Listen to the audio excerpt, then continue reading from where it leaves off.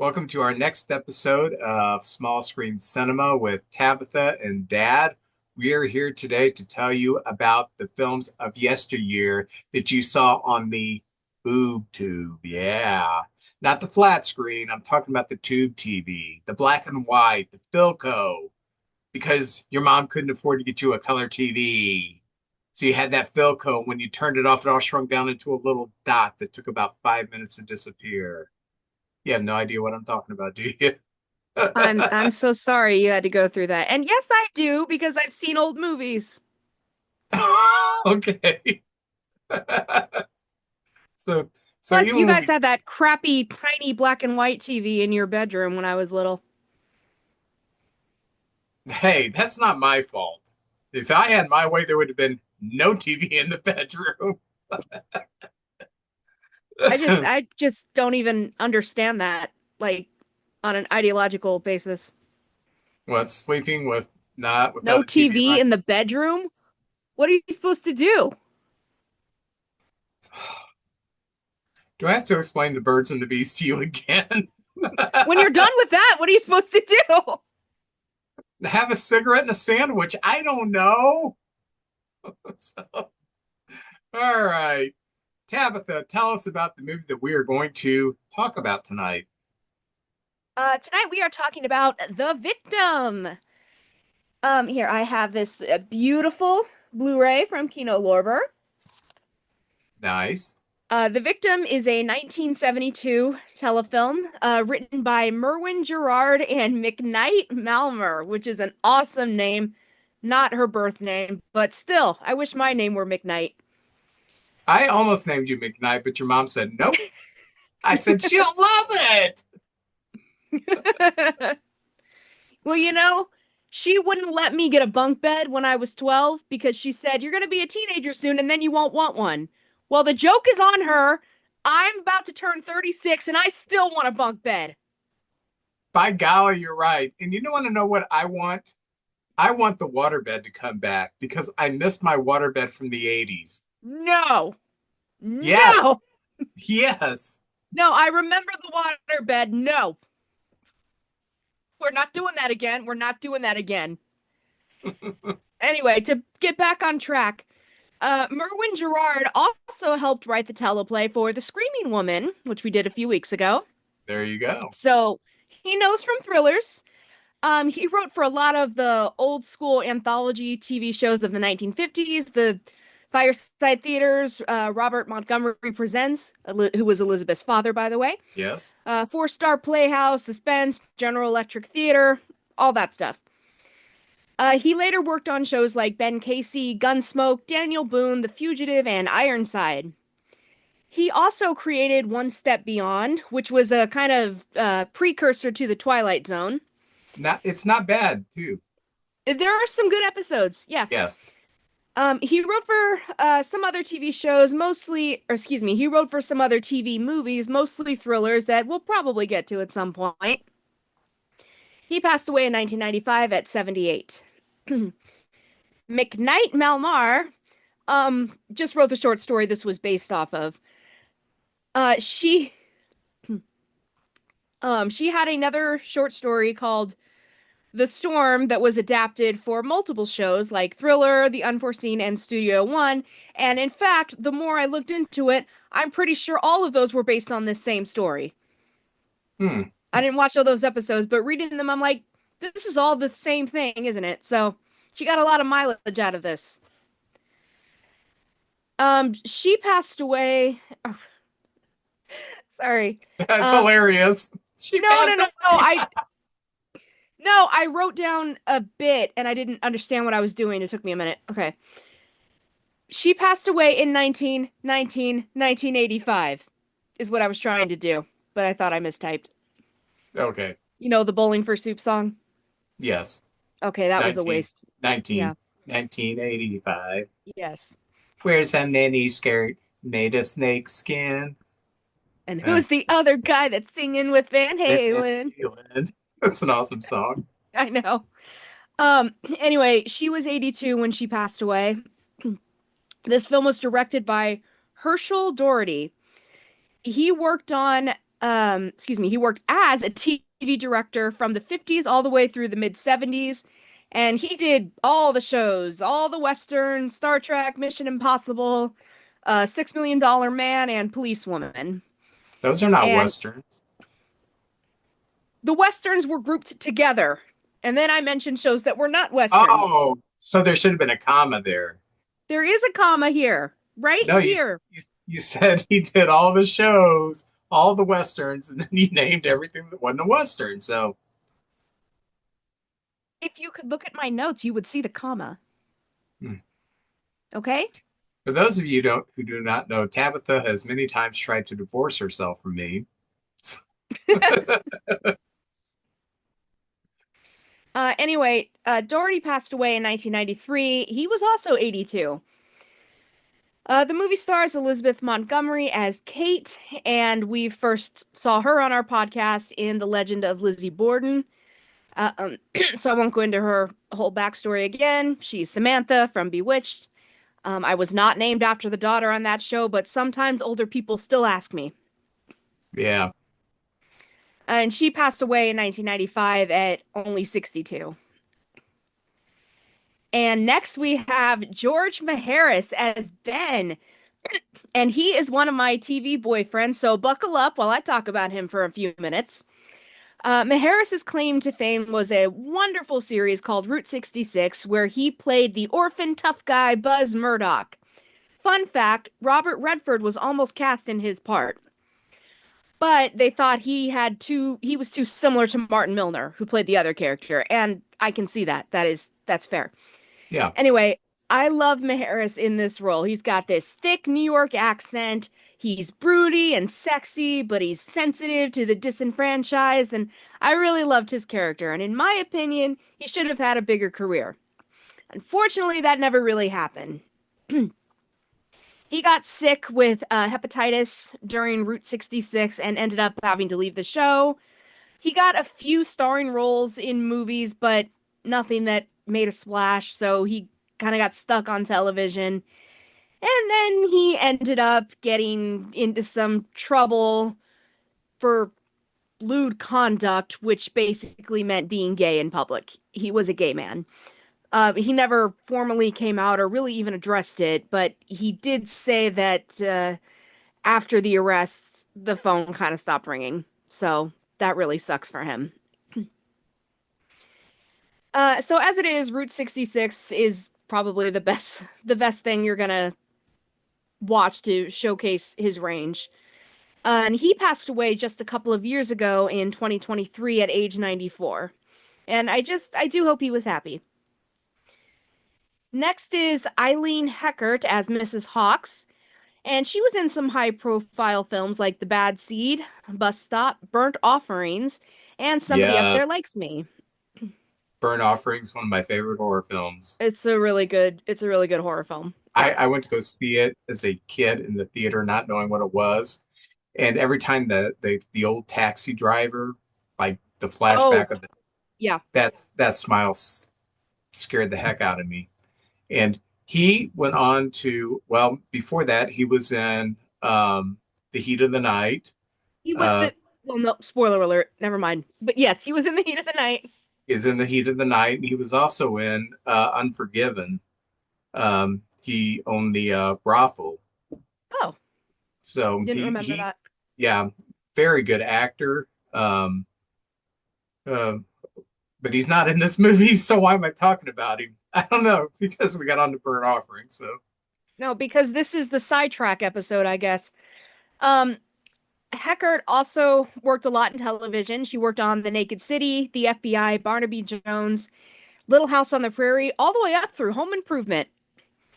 She passed away in 2001 at 82. It's a weird thing that keeps happening. hmm. And finally, we have Jess Walton as Susan. I don't know if you recognized her, but uh, she was the missing wife all the way back in You'll Never See Me Again. Yes, okay. Yeah. So her biggest claim to fame is her role on The Young and the Restless. She's been off and on that show for quite a long time, and she's still with us today at age 80. She's got 2 more years, according to the. I'm sorry, that was mean. The Victim aired November 14th, 1972 on CBS. It aired against an ABC TV movie of the week called The Strangers in 7A, which is not very good, and Marcus Welby. On NBC, it MD. ran against what? Marcus Welby, MD. Marcus Welby, MD. On NBC, it ran against The New Doctors and America, A Personal History of the United States, which looks like it was a 13-part docu-series by Alistair Cook, which is probably what you were watching, you nerd. I was 7. I wasn't watching documentaries yet. I Well, probably. anyway, so let's get into it. We open on a blue station wagon driving through a beach neighborhood. A woman pulls into her garage and tells her sweet pupper that they're home. This is I thought she, Susan. I thought she was talking to her daughter or something. She said, "Come on, girl." And I'm thinking, okay, she's got a dog. And then a dog comes out. All right, that's fine. Who tells who talks to their kids like this? Come here, girl. Come here, boy. You name your I don't kids. know. Anyway, she carries some groceries inside her very nice cabin style house, and she greets her kitty cat in the kitchen. There is also a bird cage, and that is just one too many pets for me. I max out at two. I learned the hard way. We cut from her kitty to another cat in the city where we are introduced to Kate. She also appears to be pretty well off. She and That Susan even are better off. sisters. What? I was gonna say even a little better off. Possibly a little better off, yes. Yeah. She gives her a call because she's worried about her. Susan is going through a terrible time with her marriage, and Susan tells her that it's over. I can't do anything more. There's nothing left to try and salvage. I'm just going to end it. She's already called her lawyer about it. And while they're talking, we see a POV shot from the top of the stairs. So someone is watching Susan. It might be the snow beast, but I'm not going to tell you yet. I'm in the Kate, wrong movie, dadgummit.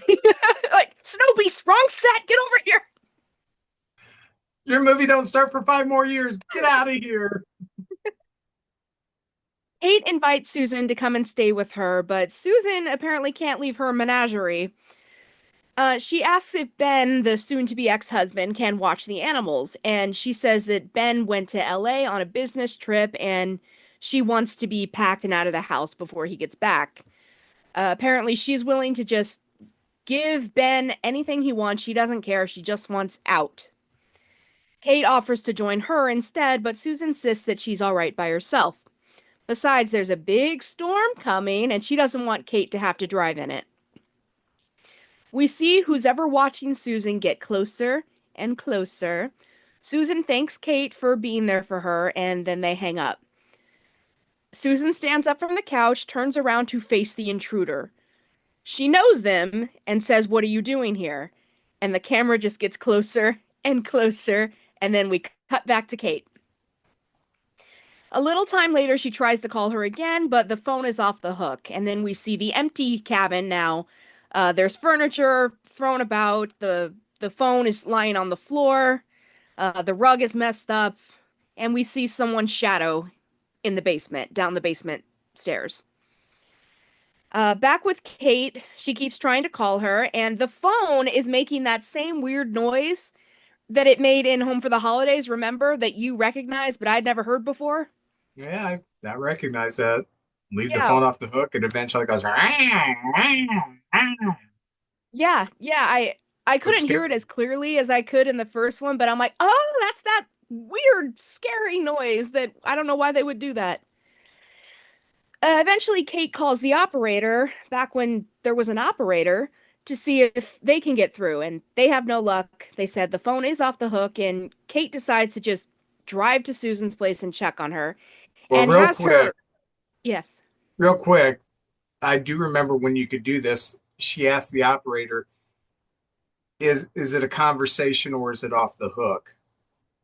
Because if like you were calling and getting a busy signal and you thought something was up, you could actually call the phone company and ask them. Is it off the hook or are they in conversation? And that's what she asked the operator. And I thought, oh, I remember when you could do that Interesting. That's, I because mean, I guess no one had nobody has, voicemail or yeah. answering machines or anything. So Yeah, that's actually kind of nifty because then you could be like, yeah, they're talking to someone, or you could be like, well, something might be wrong. That's nice. yeah. Um, where was I? Yeah, so she's about to pack. Well, she actually has her servant pack for her, this Asian man named George, which I was a little taken aback by. And sure enough, it does start to downpour while she's driving, even though the sun is brightly shining through all these scenes. According to what I read, they just wasted a crap ton of water for this movie. And a week after they shot it, there really was a huge rainstorm. So, whoops. She stops for gas and tries to call Susan again from a payphone. And this time it does ring, so the phone is back on the hook, and now we see back into the cabin, and everything has been picked up, put back in order. But obviously, she's still not getting an answer, so she goes back to her car. There is a cop there, and he warns her that there's gonna be flooding in the area, but she's determined to go on. She finally makes it to Susan's house, and Susan's not gonna answer the door. But she finds either a side door or a back door that's unlocked. There are way too many entrances in this house.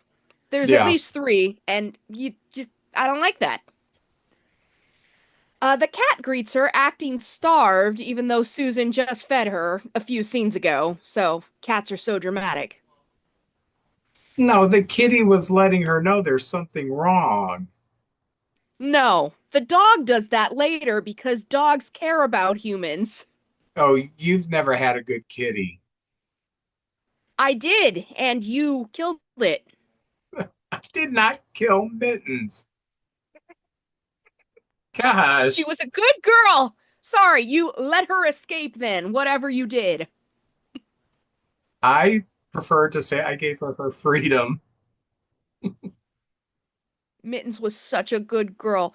This kitty, every weekend I was over, she came into my room in the morning and snuggled up with me. It was so sweet. No other cat has ever done that to me. This kitty did not like men and would crap where I slept. That cat was correct not to like men. It's called feminism. I'm so sorry. So do you It's crap where Mondo felininism sleeps? every single day. Anyway, she hears some noise coming from the I was, basement and I was gonna say you and Johnny Depp's old girlfriend. What was her name? are you talking about Amber Heard? Yeah, when she pooped in his bed. Let's not bring up the Johnny Depp Amber Heard drama on our old TV movie podcast. How did we get to pooping the bed anyway? Keep going. I don't know. Remember when Frank pooped the bed on Sunny? And they're trying to figure out who it was, and finally at the end, I did it. Why'd you do it? Because poop's funny. Oh yeah, it is funny. Yeah. I know. That's the best part. They're like, "Oh yeah, I guess it is funny." Anyway, she hears noise. She calls out for Susan and she goes down to the basement to investigate, which is always a mistake. But she finds out the noise is coming from a window that's unlatched and swinging due to the storm. The camera pans down to Susan's corpse peeking out of a large wicker basket. Uh, And I've got to say, she with her eyes wide open, it looked creepy. Even though it there is was a no creepy blood or shot. anything, it was very creepy. Yeah. Kate does not see this. She goes back up to the kitchen, and in comes Mrs. Hawks, the housekeeper. A ray of sunshine. Right? She greets Kate with a brusque, "What are you doing here?" And Kate asks where Susan is, and Mrs. Hawks like, "I ain't her minder." She says she got there at 3 and Susan wasn't home. Kate says, "Well, that can't be because I talked to her a few minutes before 3." And Mrs. Hawks like, "You calling me a liar?" But Kate keeps questioning her, saying there's no way that Susan could have left without passing Mrs. Hawks on the way or her house. Now, Mrs. Hawks does have a hearing aid, so theoretically, the murder could have happened in this big house with her being none the wiser. Or she killed her herself because clearly she has no love for the woman. We'll see. But either way, she's being super unhelpful answering Kate's questions. She asks if she's seen the dog around. Nope. She just kind of goes on with her laundry or whatever she's doing. Kate finally gives up on that conversation and leaves the kitchen. The phone rings, and when she answers, it's a neighbor friend of Susan's named Edith, and Kate is familiar with this woman. They chat for a little bit, and Edith asks if Susan's coming back soon, and Kate doesn't know. She wasn't there when she arrived. Edith also knows about this upcoming divorce. She said she offered for her to come over and have dinner and spend the night at her place, and Susan just said she'd let her know. When Kate mentions Mrs. Hawks, Edith says she should not be there because Susan told me she fired her yesterday. That's a little concerning considering she's just going about her job. Edith says that that old battle axe has always been possessive of Ben and that house, and she probably won't leave unless she's thrown out bodily. And I will say, I think Edith is a down bitch, by which I mean she's a good friend, but she's also got the crazy eyes. Did you see that? Yeah, she seemed a little, Her eyes were a little wild. yeah. So after they hang up, Kate throws some more wood on the fire, and the fireplace is like 6 feet tall and 4 feet wide, which seems very dangerous. And then she finds one of Susan's earrings, but apparently doesn't think much of it. She just pockets it. She goes to tell Mrs. Hawks that the furnace isn't working, and Mrs. Hawks is just like, the furnace isn't my business. She's such a bitch. Well, She's so mean, Mrs. Hawks is a piece of work, yes. right?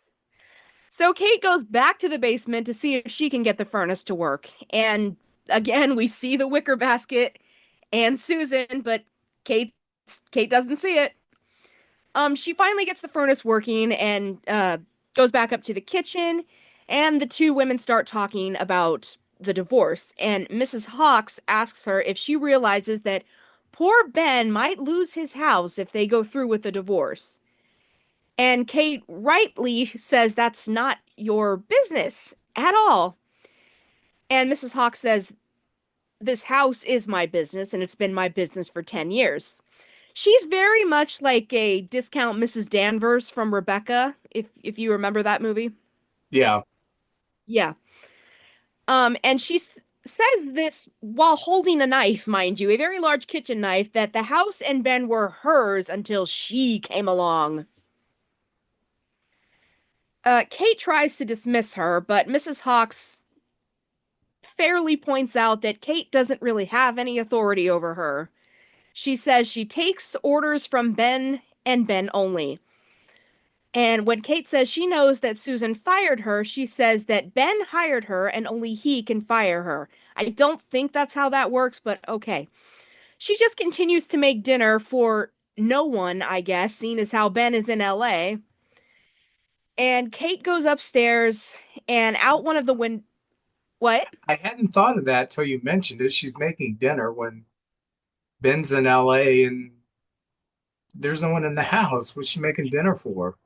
I have no idea. She's I just guess being because it's stubborn, in I the think. script. I guess. I don't. Yeah.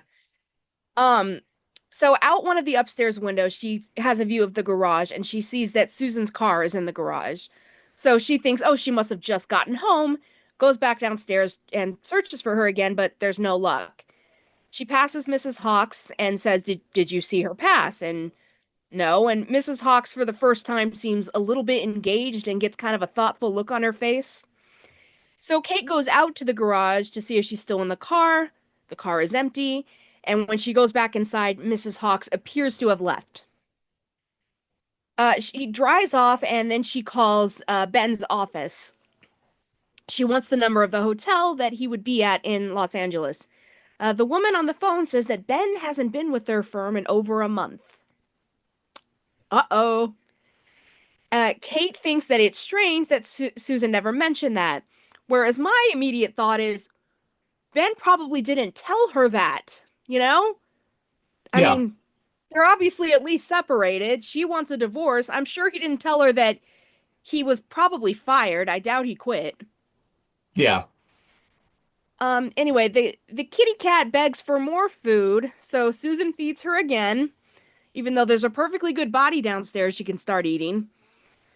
She she hears more commotion from the basement and decides to go back down again. Girl, why haven't you left yet? It's the same window again, and then we get another POV from the killer. She goes back upstairs, and the bird is now being very vocal. She just puts the sheet over the cage to shut it up.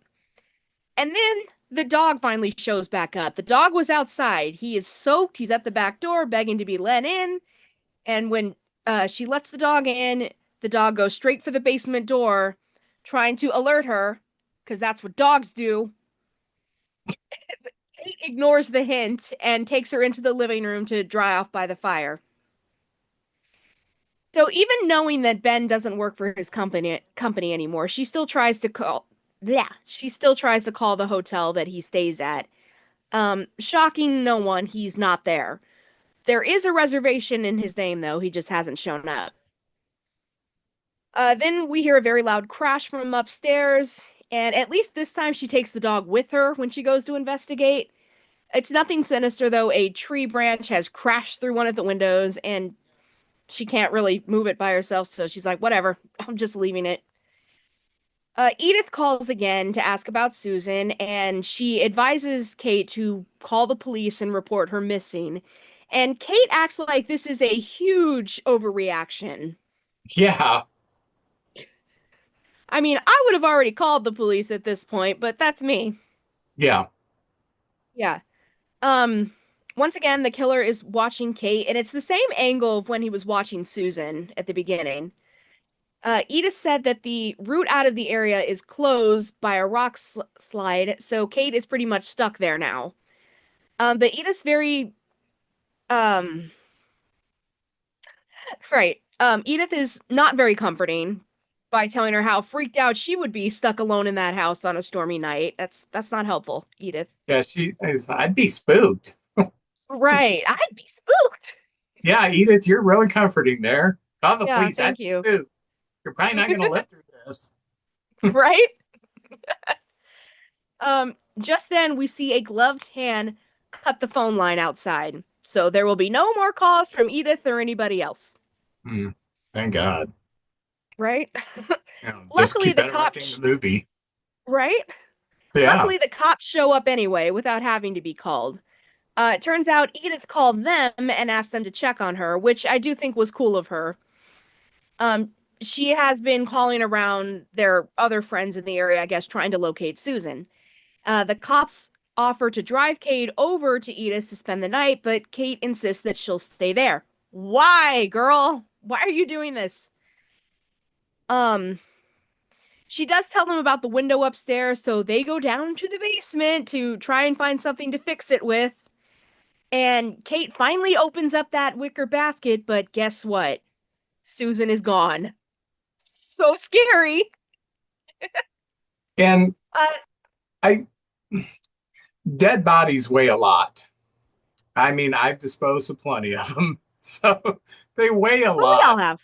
Yeah. Yeah. So where did he take her or she take her? The killer, where did the killer take her? And how did they they had to have taken this corpse outside in the rain, in mud. How can you do that without being detected? I don't know. I mean, No, but that's a fair I, point because oh, go ahead. as I say, I'm splitting hairs now. I mean, it takes nothing away from the movie, but that's just where my mind goes. No, you're right because as far as we can see, the only way out of the basement is up those stairs. Yeah. How did she not hear somebody lugging a body up the stairs? So you raise a good point. The cops somehow get this huge branch that was like jammed into the bedroom out of the way and board up the window. Yeah, I feel I like thought that it would was have. funny because when she was trying to push it with like that little, uh, I guess it was a shovel from the fireplace, she couldn't Mhm. budge it at all. And then these two guys, I guess, like push it away like it's a stick and fix it. Whatever. Well, So, you know how weak women are. oh yeah, I mean, because she couldn't even budget. There was no give or Yeah. anything. I'm thinking, nah, that's for. Then these two cops go there within 5 minutes. Well, it's gone. It's like, okay. Yeah, they board up the window and then they leave. Um, Kate goes over to the bar to get sloshed, I guess. What else has she got to do? But then she remembers that earring she found 10 hours ago and goes upstairs to put it with the rest of Susan's earrings. But she still doesn't seem to find anything weird about this. But this is the first time she's checked her room and she sees that Susan's purse is on the bed along with her keys and wallet. And then the power goes out. And I'm like, bet you wish you'd gone with the cops now, don't you? She lights some candles in the living room. Luckily, there's a ton of candles around. The kitchen door opens just a bit, and Kate catches it just swinging shut, but she doesn't see anyone. She calls out, kitchen's deserted, more noises from the basement, and at least this time she doesn't go down there. She Yeah. just asks if anybody's down there. Let me parenthetically say, I don't know why stuff like this sticks out. When the candle that she's carrying around, when she first lights it, it's probably about 4 inches. And then by the time she gets to the kitchen, it's down to like an inch and a half. And I'm like, where'd the candle go? I mean, it's like, She so stopped to take a bubble bath before she went downstairs. I don't know. I know that like big time movies, they hire people to make sure that the uh, everything's coordinated and there's what are those people called? Well, there's a script supervisor. They work on continuity. Oh, continuity. That's yeah. Uh, they make sure there's continuity. But this was so obvious to me because she has this pretty big candle when she first lights it, and by the time she walks into the kitchen, which is just a few seconds later, the candle is more than half its size. I kind of chuckled to myself. No, that's fair. Um, so after the fifth time she hears noise from the basement, she finally decides maybe I should leave. So she grabs her purse and coat, she blows out all the candles, and she heads out into the storm. But once she's outside, a figure approaches her, and it's Mrs. Hawks. She's back. She said she came back when she saw the police go past her house. Then she asked what happened to the power. Kate says she assumes the storm knocked it out, and Mrs. Hawks says that's unlikely because her house is fine and they're on the same grid. So they go back inside, and Mrs. Hawks says she'll check the fuse box. To which I said, so the furnace is not your job, but the fuse box is. Okay. Yeah, Mrs. Hawks that comes back is 180 degrees different than Mrs. Hawks who left. She was standoffish, she was short, and then she comes back and she's very concerned. Yeah. Hey, I saw the police come by. I'm checking. I'll go check the fuse box. It's like she found Jesus in the intermediate time, I guess. I mean, I guess she's starting to think something weird is going on, whereas before she had no reason to think it was anything but a normal day. I don't know. Anyway, she goes to locate a flashlight and leads Kate back to the basement. And Kate is understandably suspicious, but she goes along with her anyway. And once again, Mrs. Hawks starts pleading Ben's case to her. What do you want Kate to do about it, you know? Yeah, Tell Susan, never mind, you can't leave Ben. He'll go broke. I don't know why she's appealing to her sister, but whatever. She says that Ben is deep in debt and a divorce would finish him. And she's like, you just think that Ben married your sister for her money, don't you? And Kate, again, reasonably says, I don't want to discuss their business with you. And at the fuse box, it turns out it didn't blow, someone simply flipped it off. So Kate accuses Mrs. Hawks of being behind all of this, and that she says, "You've been sneaking around, you've been skulking around, trying to scare me out of here." And Mrs. Hawks insists that that's not true. Kate shouts at her to get out, and um, Mrs. Hawks, ugh, my notes just went crazy. Mrs. Hawks actually does what she says. She also didn't make her case very well because she tells her she was outside watching the cops in the house, so she was spying. She wasn't back at her house.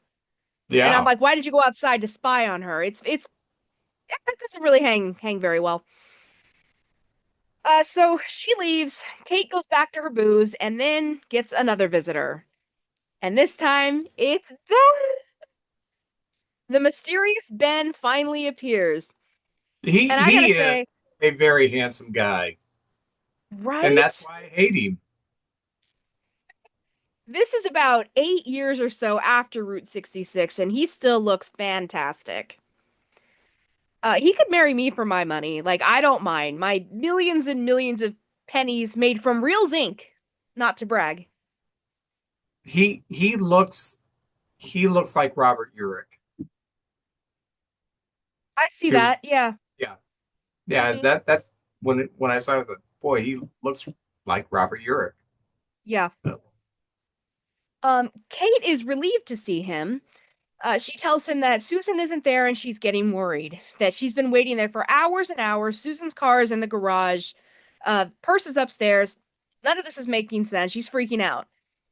Ben calms her down and he says he was gonna go to LA, but decided to go back because he had a change of heart and really wanted to make his marriage work. Kate tells Ben about Mrs. Hawks and how weird she's been acting, and she asks if he thinks Mrs. Hawks could have done something to Susan. And he says, no, no one's done anything to Susan. That's crazy. You're crazy, Kate.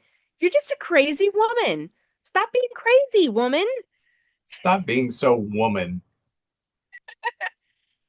To which my thought is, no matter how sinister Mrs. Hawks has been through this movie, I don't, to your point earlier, I don't think she could be carrying a corpse from room to room,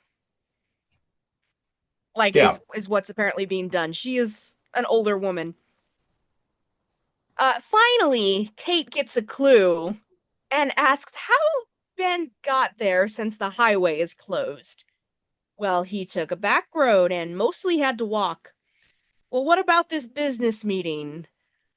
Well, he called his secretary to have it rescheduled. She's like, your secretary at the firm you don't work at anymore? Yeah, it's dawning on her that Ben is the one behind all this. Yeah, and those are thoughts I would have kept in my head and not told someone who might potentially have just killed my sister. Oh, so you really don't work for them anymore, do you? Oh, somehow you got here on the road, do you? Yes, bitch, boom. That's what I'm saying. I'm like, you probably shouldn't tell him that you suspect he murdered your sister. Yes. Ben goes upstairs to change, and when he's up in his room, the wire cutters fall out of his pocket. So there's, if there was any lingering doubt, there it is. He puts them in a drawer, and goes back downstairs. And you'd think she would be gone, but nope. She wants to push him a little more because that seems like a good idea. She confronts him about not working at the firm, and he says, well, he really was going to LA, but it was to look for a new job. And it's true, he didn't tell Susan about any of this.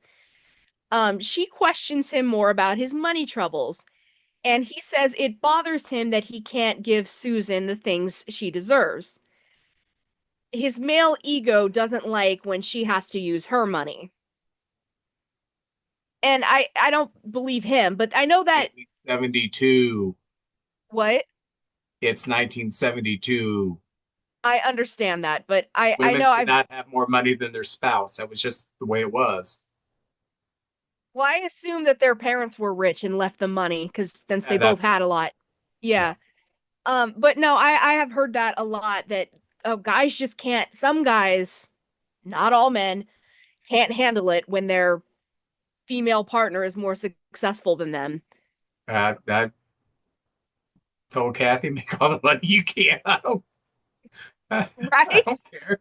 So, Anyway, she asks if Susan divorces him, it would put him in quite the bind, wouldn't it? And he says he hasn't thought about it since that's not going to happen. Apparently, he has a history with screwing around with other women, but he said he stopped that before they got married. Which means you were doing it while you were what? Engaged? Dating? What? yeah, yeah. Um, yeah, I wrote down here. It's clear she suspects him, and I really wouldn't be pushing him so hard when he's got me at a disadvantage. But whatever. She does pull out a pretty good excuse to get him to go outside. She said maybe Susan had an accident while walking around, maybe walking the dog or something in the storm and is lying hurt somewhere. Ben says he'll go out and look. And he does, and the rain has temporarily stopped, and she can see pretty clear from the window now that the phone line has been cut. She runs out to her car, but it won't start. Now, I wasn't sure if he disabled it or if it just there was something wrong with it. I think he probably disabled it. That's what I gathered. Um, Ben suddenly By the appears at way, her. I'm not a car guy, but I loved her car. Yeah. I thought that was so cool. It was like an older rich person's car. I thought, ooh, Well, cool. so much better than Susan's ugly station wagon Like, because yeah, she that's had that wood paneling. when I saw the station wagon when she first pulled in at the beginning of the movie. I thought, nah, normal house. Then she goes in, she's got this very nice cabin type house, and I'm thinking, why are you driving that? That's yeah. Don't have kids. Why are you driving a station wagon? Well, she's got to feed her many pets. I don't know. Um, Ben appears at her window and is like, "Where are you going?" She says she's scared that something's happened to Susan. And again, he talks to her like she's crazy. And he just takes her hand and leads her back inside. And I'm like, Molly, you in danger, girl. He then plies her with alcohol, and she finally starts acting a little smart and apologizes for overreacting and tells him she's just exhausted and she'd like to go upstairs and lie down. And he says that's a good idea. And once she's upstairs, she goes for Susan's keys and sneaks down the back way and out the back door, the side door, another door. Ben is still drinking in the living room, probably wondering how he's going to kill Kate without arousing more suspicion. Kate makes it to Susan's car, and then the dog starts barking, you damn traitorous mutt. And did you see the cats meowing? The Even the cat bird is kept its beak shut. the cat is eating Susan's leg right now, okay? The this car starts, but unfortunately, Ben, for some reason, has dumped Susan's body in the back, and finally Kate sees her. I don't know why he moved the body from the basket to the car. Why didn't you just put her in the car in the first place? But whatever. Ben runs outside to let the dog out and sees Kate trying to get away. And he like throws his glass of whatever and makes a beeline for her. But then Mrs. Hawks appears out of nowhere. She was just standing in the rain waiting for an opportunity, I guess, and tries to stop him. And he pushes right past her and she screams at him to let Kate go. She's already called the police. And then, hilariously, Ben jumps in front of the car and she hits him, leaving him pinned between the car and a tree. And he's making a really dumb face about it. She and by the way, she didn't even hit him on purpose. I'm like, Kate, girl, you It should have been kind of aiming slid for him. into him. Yeah, Yeah, yeah, yeah, it's slid into it. yeah. She screams, and then we cut to a time later. The cops have shown up, and Ben is being loaded into an ambulance. Somehow that did not kill him. Mrs. Hawks looks on. The cops lead Kate out of the house, and she's like traumatized. And then she flashes back to things we saw 30 seconds ago, and then credits. The end. Oh, Tabitha, do you think I saw this during the original airing? Did I see a repeat of it? Was this the first time I saw this? First time. It is the first time I saw this. Very good. Do you give it a classic or a trash it? I give it a classic, but that's because it caters to my very specific taste of someone walking around alone a creepy house for an hour. I give it a classic too. I thought it was very well acted. It and I don't mind things because I'm from this generation, you know. I don't have to have a lot of action. I like a slow build, and this is definitely a slow build. And one of the things that I like about TV movies, um, sometimes there's a twist, but generally they're pretty straightforward. And sometimes I get sick of the twist. You know what I'm saying? Mm-hmm. Like, yeah, well, that's too obvious. Well, with this, you you had maybe a brief time where you thought maybe Mrs. Hawks did it, but as soon as I realized that there was a body in the basket in the basement, and I put two and two together, I thought, no, she didn't do it. She's too old at this time. So, and then the movie makes no, they I guess they kind of just tease that this might be the person, but as soon as the husband shows up, yeah, and you like see the wire cutters and stuff, you realize, oh yeah, it's him. So Yeah, I do think, I mean, obviously they got to put credits in it, but I do think the opening credits kind of spoil it because I see a version of this where which she can't track down Ben. And like, what do you mean he's not in LA? Could be because Mrs. Hawks killed him earlier, you know,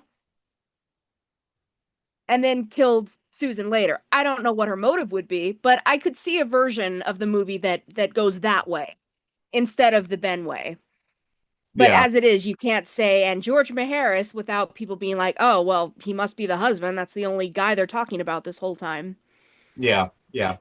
No, I really enjoyed this movie. I thought it was one of the better ones that we've seen, and I like the slow boil to the end. And of course, Elizabeth Montgomery is just really good. So, and And this was one of the shorter ones. This was like 75 minutes, so they didn't yeah, drag it out. Yeah. yeah, and I really like the um, acting from all the people, even George, her assistant, Edith, the cops that showed up. I thought everybody, it didn't feel like anybody mailed it in, which is very rare for a TV movie. A lot of times you say, oh, they're not even trying.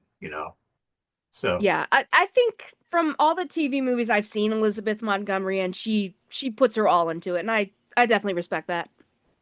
yeah, I think that's probably because she grew up more in the television medium than the movie medium, Mhm. where a lot of people who started off in the movies, they see TV as a downgrade. At least they used to see TV as a downgrade. Oh, I'm in a TV movie. And I remember in the early 80s watching an interview, I think it was with Jane Fonda, and she was discussing um, TV movies. And if if she started making TV movies, she'd be very select. She wants to make quality TV movies, and no, that's it's Jane Fonda, an Oscar winner, and at that time she's probably coming off on Golden Pond, and here she is saying, hey, TV movies need to be better, and yeah, I agree with her. There are some people who just mail it in, and there are some people when you act it good and it's a good story, it's a good movie. I don't care where you're watching it at. Yeah, agreed. So what are we doing next time? Next week, if you haven't noticed, I am a baseball nut. Um, and when I mean a baseball nut, I am like the nerdiest of the nerdy baseball nuts. I can tell you the statistics from Carl Yastrzemski from 1967. So I have not, there are a few TV movies that deal with baseball. And next week, we are going to watch one of them. It's called One in a Million, the Ron LaFleur story. It is on YouTube and it's on a couple different places on YouTube. And the productions are very, very clean. By the way, victim was very good too, as far as the quality of the Oh yeah, yeah. yeah. So this one is very good too. So Is it a true next week, story? it's a true story, one in a Okay. million, the Ron LaFleur story, and it stars LeVar Burton. Where do we know him Oh, from? um, Next Generation and Reading Rainbow. And I don't Roots. know. He got to start as Kunta Kinte and Oh Roots. yeah, I've never actually seen Roots. Well, don't. It's all a lie. It Oh, was. okay. It came out that he he plagiarized a book called The Queen and couldn't verify any of this stuff. I mean, it took like years, maybe 15 years for the whole scope of what a ruse it was, which is a shame because if you would have just left it as a drama series, it was great. But Oh, he had that's to do. what I thought it was. Just a fictional, a dramatized, not real slaves, but about, Yeah, slavery. if you watch it from that perspective, it's good. But when I was growing up, it was like, oh, this was really what happened to Alex Haley's family, and Hmm. and he tracked it all the way down to the first African of his descendants that came across, and then years later you find out no, that really didn't happen. So, Oh, but it's that's still shitty. it's good to watch. It's very good. It's Hmm. very heart wrenching. But yeah, LeVar Burton got to start in Roots, but most people know him from Reading Rainbow and Star Trek. So, uh, but that's what we will do next week. So thank thank you all for joining us. And remember, go Cubs, Cardinals. So we will see you next week. Bye.